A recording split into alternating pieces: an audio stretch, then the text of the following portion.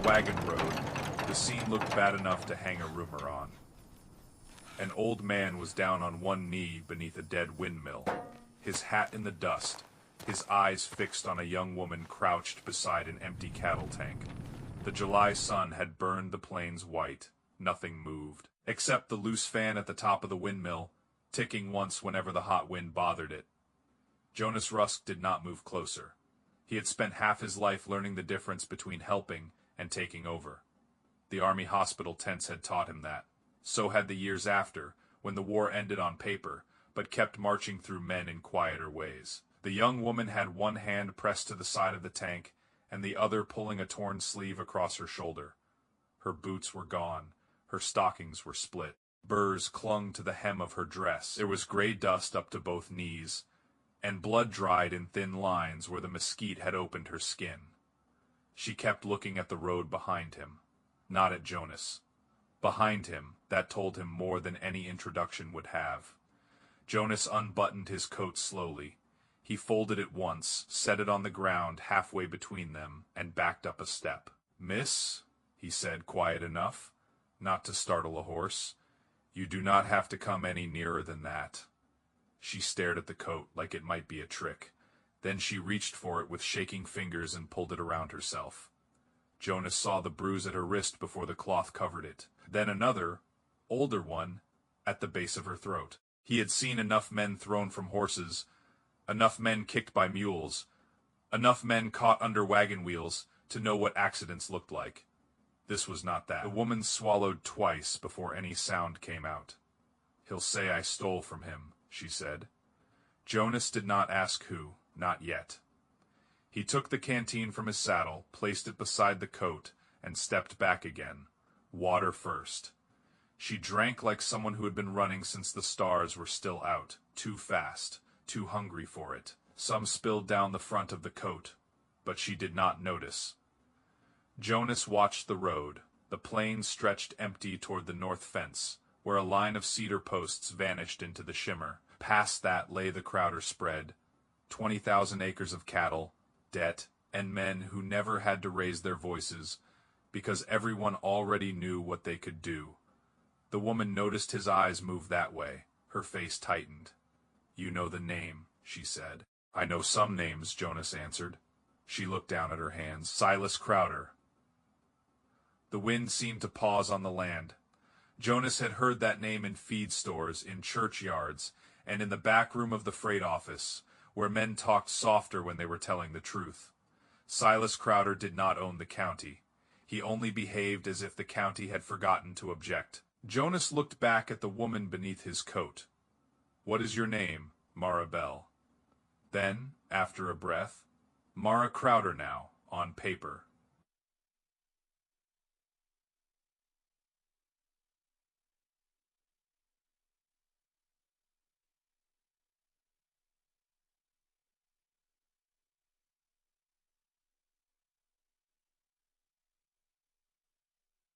A wagon came in from the east road before Jonas could ask another question. Hattie Reed sat on the bench seat with both hands loose on the reins, a widowed woman with silver hair, hard eyes, and the calm of someone who had delivered children in blizzards and buried men in August. She saw the coat, saw the bare feet, saw Mara. Then she climbed down without wasting a word. "Inside the shade," Hattie said. Jonas stepped aside.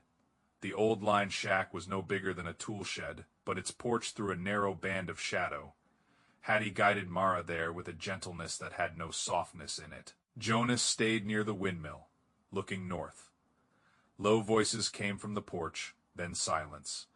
Then one short sound from Mara cut off quick, as if even grief had to ask permission before entering her body. Hattie came back a few minutes later. Her jaw had changed shape. "Not one fall," she said. Jonas nodded once. "And not one day," Hattie added. That was the sentence that settled the matter. Mara sat wrapped in his coat with her feet tucked under the bench, making herself small out of old habit. Jonas crouched near the porch steps, still far enough away that she had the whole open side to herself. "Do you have people in another town?" he asked. "A sister? A cousin?" Mara shook her head. "My mother had a quarter section south of the creek," she said. "After she died, Asa said the Crowders would help me keep it. Then he married me. Asa is your husband, her mouth tightened. Asa signs whatever Silas puts in front of him. Hattie looked away, but not before Jonas saw the anger pass through her face. Mara kept going because stopping would have been worse. Silas wanted my mother's land tied to his north pasture. I would not sign. Then things started disappearing. A watch, a purse, a deed case. Every time I said I had not taken them, Asa looked at the floor. Jonas let that sit.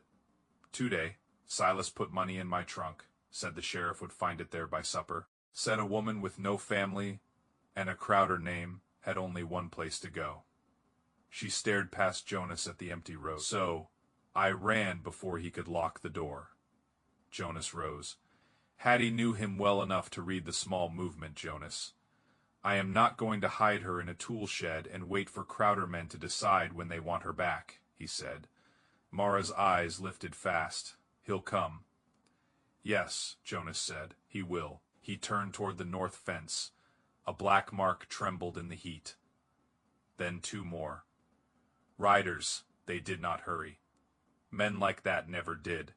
They rode as if time itself moved aside for their horses. Hattie stepped onto the porch beside Mara. Jonas walked out into the yard and stopped between the windmill and the road. The first rider came in tall and narrow, with a pale hat, a black neckerchief, and a face made meaner by patience. Silas Crowder sat his horse like a judge about to pronounce sentence. The two men behind him wore dusters and expressions rented for the day. Silas halted 10 yards out. Afternoon, Rusk. Jonas said nothing. Silas smiled without warmth. You have something of ours. No, Jonas said. I have someone standing on my land. Silas's eyes moved past him to the porch. Mara pulled the coat tighter. That woman is my brother's wife. Then your brother can ride in and say so himself. He is already speaking to the Marshal. Jonas felt that one land. Silas saw it and enjoyed it. See, Silas said. The law has a way of getting ahead of foolishness when decent people report theft promptly. Hattie's hand closed around the porch post. Mara went still. Jonas understood then. Silas had not come to retrieve her first.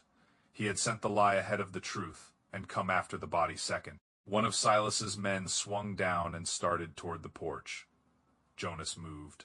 Not fast like a young gun hand showing off. Fast like a man who had chosen the least amount of violence that would still be understood.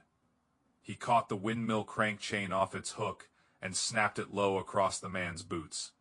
The man hit the dirt hard, his knife skidding out from under his coat. The second rider came in with a short club. Jonas let the first swing pass his shoulder, stepped inside it, and drove the heel of his hand into the man's chest. The man staggered backward into the empty cattle tank. The sound rolled across the yard. Silas's smile vanished. His hand lowered toward his revolver. Jonas did not draw. That was the harder thing. A drawn gun would have made this simple, and Silas was the kind of man who liked simple stories. Old veteran attacks respected rancher. Frightened woman confused. Witnesses divided. Blood in the dust, case closed before sunset. Jonas kept both hands visible. You want her in front of the law? Jonas said. Good. We ride there now. Hattie rides with us. Mara speaks for herself. Your brother speaks for himself. The Marshal hears all of it in one room. Silas stared at him. The man in the cattle tank groaned. The man on the ground clutched his ankle and tried not to look embarrassed. Silas did the count in his head. Daylight. Witnesses. A veteran everyone tolerated because he owed no man money. Hattie Reed, whose testimony even drunks believed. Fine, Silas said, but the word did not sound like surrender. It sounded like a door opening somewhere else. The ride into Santa Rosa took nearly an hour. Mara rode in Hattie's wagon with the coat still around her. Jonas kept to the left rear, where he could see Silas's hands and the road at the same time. By the time the town roofs appeared, Mara had stopped shaking. That worried Jonas more than the shaking had. Fear that goes quiet is not gone. It has only found somewhere deeper to stand. The Marshal's office stood beside the assay room, with 2 chairs out front and a cracked blue door. A man sat in one of the chairs, twisting his hat in both hands. Thin, pale. Young enough to still become decent if fear had not already done too much work on him. Mara saw him and forgot to breathe. "Asa," she whispered. Jonas looked at Silas. Silas looked pleased. The lie had not been waiting in town. It had been invited inside. Marshal Calder stood behind his desk with a sheet of paper in front of him. He was a square-built man with tired eyes and a habit of listening before judging. That habit was the only hopeful thing in the room. Asa Crowder would not look at his wife. Silas did the talking. He laid it out clean, too clean. Mara had grown unstable after her mother died. Mara had taken household money. Mara had run with it. Asa, heartbroken but dutiful, had reported it. Silas had only gone to bring her back before shame could ruin them all. Mara stood by the door like a person listening to herself get buried. Jonas waited until Silas finished. Then he spoke. No thunder, no threats. Just what he had seen, bare feet cut by North, fence wire, mesquite thorns in her hem. No parcel, no purse, no money, old marks and new marks. A woman found half collapsed under a dead windmill miles from town, afraid not of jail but of being returned.